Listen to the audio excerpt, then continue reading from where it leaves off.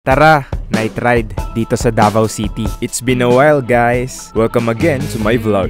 By the way, dito nga pala ako nakastay sa Verdon Park. Dito sa may Ecoland, Davao City. Social, diba? Nakistay nga pala ako sa tropa ko. Shout out kay Attorney Lern Cartagena. My route for tonight guys is sa hilltop. Madalas tong binabike ng mga cyclista na taga dito sa Davao. Around 8 kilometers lang naman mula dito sa Ecoland papunta doon. Pero balita ko puro ahon daw. Pangalanan ba namang hilltop? Kaya tara, puntahan natin ng malaman. Ang ganda ng daan dito sa Davao guys, may bike lane. Yun lang, medyo traffic. Pero advantage pa rin ng bike dito kasi lulusot-lusutan mo lang yung traffic. Kaya basic. Pagliko pala sa may Julie's Bake Shop ay umpisa na ng ahon. Buti na lang ang smooth ng daanan, spalto. Ang smooth lang din padyakin. Around 4 kilometers pala na ahon to mga idol, kaya laban lang tayo. May matirik pala na part to sa bandang Royal Pines Subdivision. Ang sarap talaga umahon guys, pawis na ako.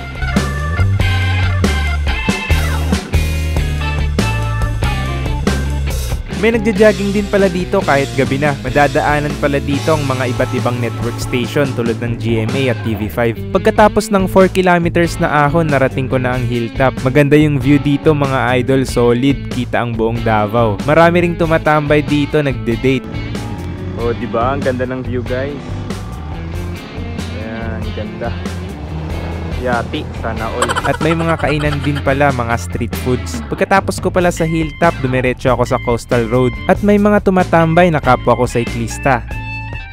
Tumambay nga pala ako saglit para magpahangin. At nagpalipad na rin ako ng drone para makita nyo naman ang view dito sa coastal road.